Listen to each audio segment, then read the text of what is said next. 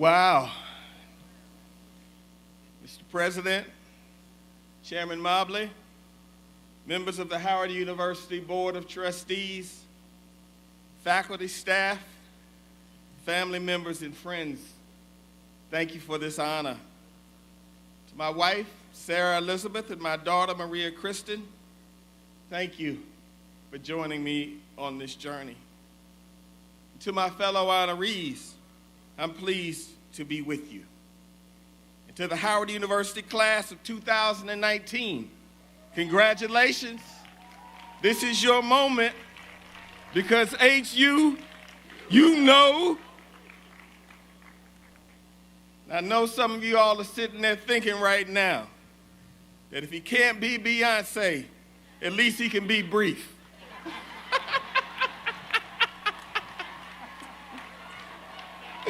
I heard about Beyonce. I called Jay. I tried to get it done. I know y'all didn't want 2 Chainz, but I could have got it for you. That's my man. Oh, man. We needed a little lighten up.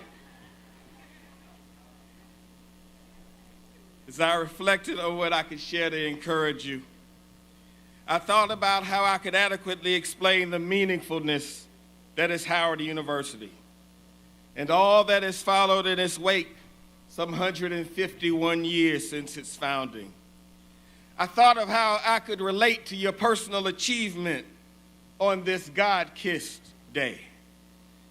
I thought about the 35th President of the United States and a talk that he gave some 57 years ago as he made the arguments for the human exploration of space. The moon speech is famous, but there's a part of it that is not frequently referenced that I believe is relevant to Howard at this moment and that is actually relevant right now. It reads in part, "But if I were to say, my fellow citizens, that we shall send to the moon 240,000 miles away, from the control station in Houston, a giant rocket more than 300 feet tall, the length of this football field, made of new metal alloys, some of which have not yet been invented, capable of standing heat and stresses several times more than have ever been experienced, fitted together with a precision better than the finest Swiss watch, carrying all of the equipment necessary for propulsion, guidance, control, communications, food, and survival, on an untried mission to an unknown celestial body and then return it safely to Earth, re-entering the atmosphere at speeds of over 25,000 miles per hour, causing heat about half that of the temperature of the sun, and do all this and do it right and do it first before this decade is out, then we must be bold." Ladies and gentlemen, I submit that the audacity of Howard University's founders in March of 1867, 152 years ago, is no less breathtaking, no less audacious for that period of time. At the end of a great and terrible war, with the greatest loss of life, with 4 million slaves and poor whites needing help, out of the Freedmen's Bureau effort, after the death of a great president, Howard University has rippled across the ages right here to this very moment. Indeed, each of you, in your own way, is Howard University's message to the future for a time that we may never see and for places that we may never go. Think about it with me. President Abraham Lincoln said that Frederick Douglass was the most meritorious man that our country had produced. And he said, as a trustee of Howard University Board, and his wisdom is actually in the Howard University minutes. Just over my shoulder, Founders Library cast its shadow on this occasion. And in fact, when it was being built, Booker T. Washington, who founded Tuskegee, another Howard University trustee, he gazed out of the window and he noticed that no people of color were a part of the construction team. and he pointed out that we were providing a poor example to our students. And so Howard was built to be a dream factory for a people, a place where you could come and be a pastor, a nurse, a teacher, an engineer, a social worker, a physician, a scientist, a lawyer, a place where if you had the grit and the toughness and the intellect, then your lesson plan could become a dream plan. And that's what's happening today, ladies and gentlemen.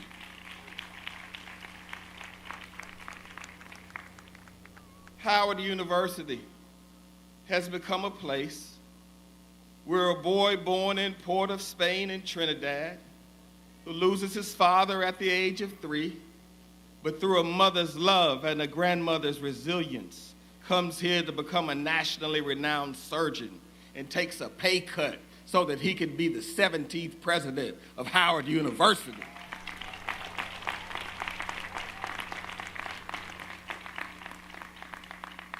Where a boy from Southwest Atlanta can come with a high top fade, well manicured, and end up as the second youngest mayor in the history of the city of Atlanta. With a daughter of an Indian mother who broke 500 years of Indian tradition to marry her Jamaican father, and after coming to Howard and becoming a United States Senator, offers herself as President of the United States of America, Kamala Harris, our sister. Ladies and gentlemen, Howard's a dream factory. One of the things that we don't do enough is call the roll. One of the things we don't do enough is talk about before Howard and after Howard. You see, I remember that Taraji Henson had a baby when she was going through Howard. Before she was Cookie on Empire, she was a student across the yard. I remember that Mark Mason, before he was CFO of Citibank, he was the president of the School of Business. I remember when Sean Combs, before he was P. Diddy, he was actually Puffy, and he used to win dance contests in front of Blackburn. That's the Howard I remember. I know that when they were looking for someone of color to place on the Supreme Court, when they looked in that book, they had to look up Howard University and find Thurgood Marshall. I know that when D.C. wanted his first woman mayor, they had to look at a Howard book and find Sharon Pratt Kelly. I know that when DuPont was looking for a general counsel of color who was qualified, capable, and talented, they had to find the chairman of Howard's board, Stacey Mobley. Ladies and gentlemen, this is a dream factory.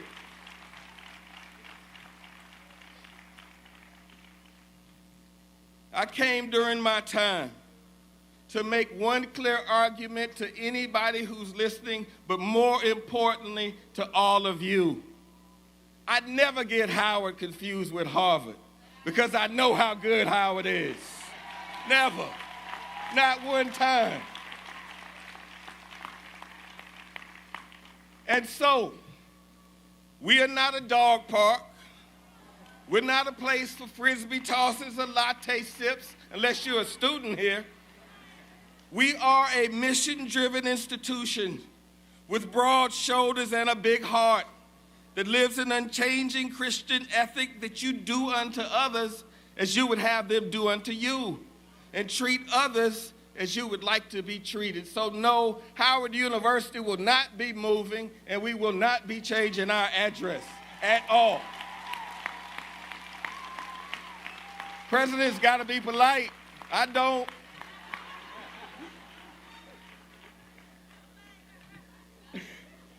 I just get to say it. What? We love you, though.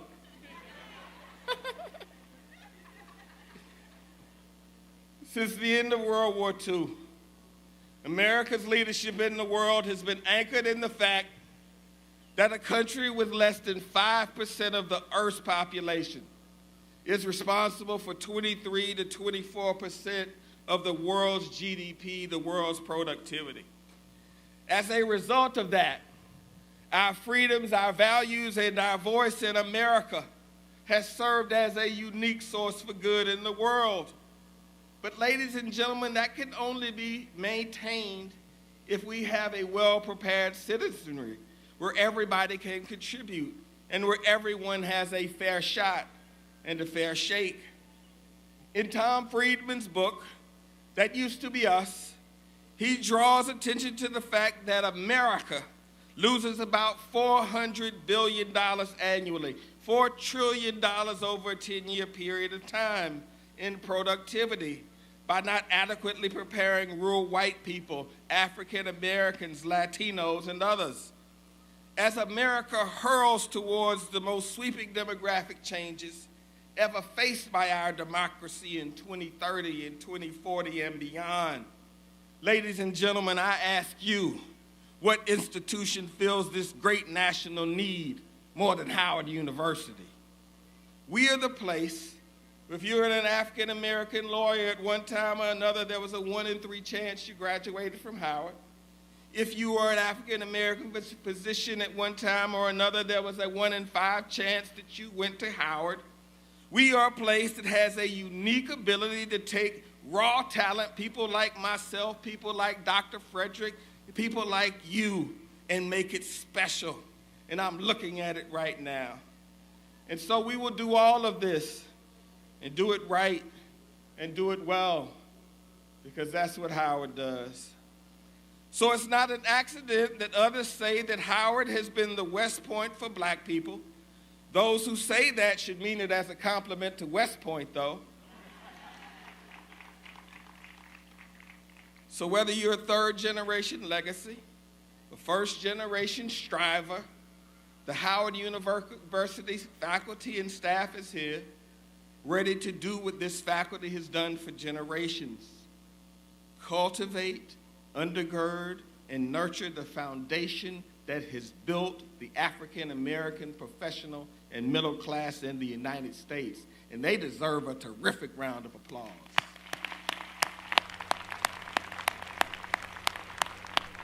Y'all got to do better than that for this faculty, y'all. Y'all gonna make me add 10 minutes to this thing. If y'all want to get louder, I'll get shorter. That's what I'm talking about. Y'all are that much closer to brunch, baby. America needs Howard because of this institution's unique ability to offer Black America, especially in our cities, an alternative to locking people up. To say to that young man in Crenshaw or Chicago or Washington, D.C., or even in my home in Atlanta, if you put that gun down, we'll put a book in your hands, we'll put an internship in your hands, we'll put a job in your hands, we'll put a paycheck in your hands, and if you graduate from Howard University, we'll put your future back in your hands.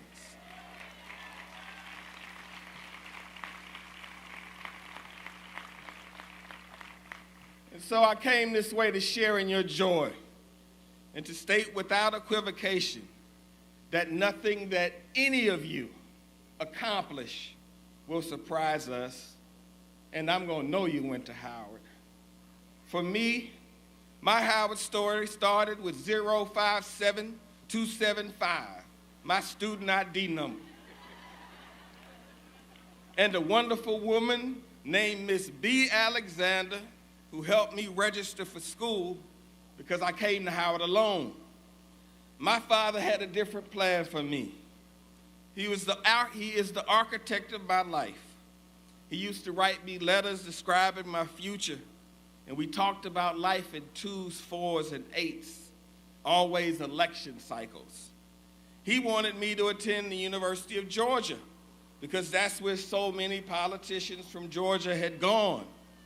But if my father was my architect, my mom was my builder, and she dreamed what I dreamed. I had a different plan. So I bought my plane ticket, and I came to Howard. And I remember my mother walking me to the gate. You could do that back then. And years later, with a hug, my father acknowledged that I had made the right decision when I was invited to give the commencement address for the University of Georgia's law school. I used to sit on that rooftop of the undergraduate library over there and look at that Capitol. Howard is where I could go and practice, where you could fall without failing, where you could stumble and life wasn't over because people were rooting for you. They were cheering for you. So after all of that, this is the advice that I have. First of all, to the graduates, I want you to know as you sit there with your future in front of you, you feel like you have all the time in the world. But please note, take advantage of your physical capacity because you don't. Excellence, greatness is where the passion is.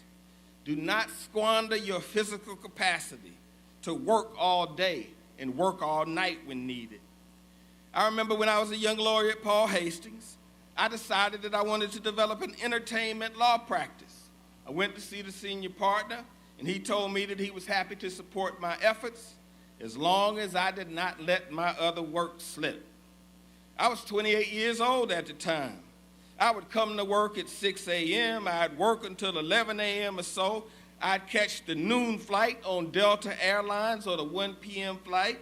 I'd land in Los Angeles at 2 p.m., cultivate business, have a client meeting, do dinner meetings, and then I'd catch the 11 p.m. flight home, land in Atlanta at 6 a.m., go to my condo, shower, go to work, no problem. Fast forward just 10 years. I'm 39. I was in a close election for mayor of Atlanta.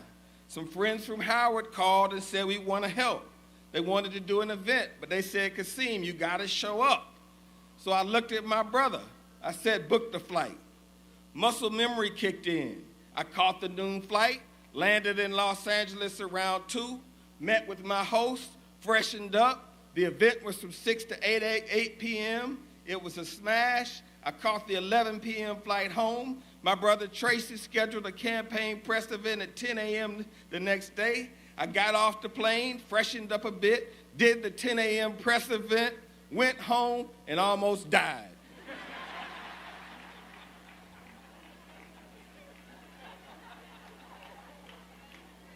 I'm telling you, I want you to push yourself. I want you to fall in love with the grind.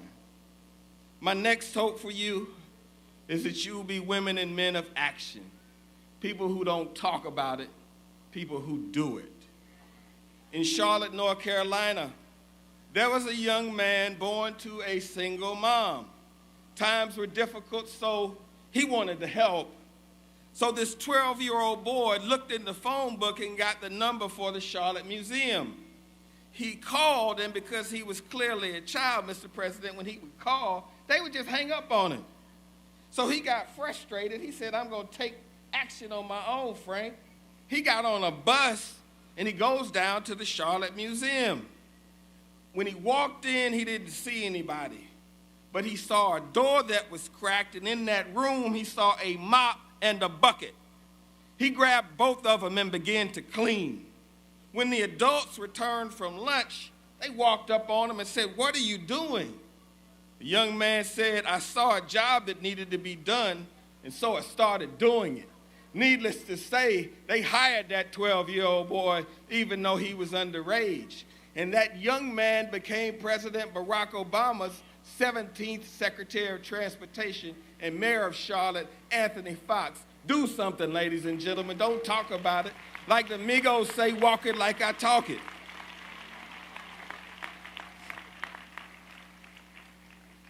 Finally, because I got to get y'all to brunch, we're in a time of unique and extraordinary instability. I believe that one of the most important life lessons that anybody who cares about you will share is to protect your friendships with all your might. Or said more simply, check on each other, care about somebody else. As a student member of Howard's board, I had the pleasure of serving with Ambassador Andrew Young, another Howard man. I would stay up all night preparing for those board meetings, reading through all of the materials just in case Ambassador Young might have a question. I wanted to look smart. You can't knock the Howard hustle, ladies and gentlemen. And so I would arrive over in the A building at 7:15 or 7:20 in the morning because I wanted to get there before everybody else did.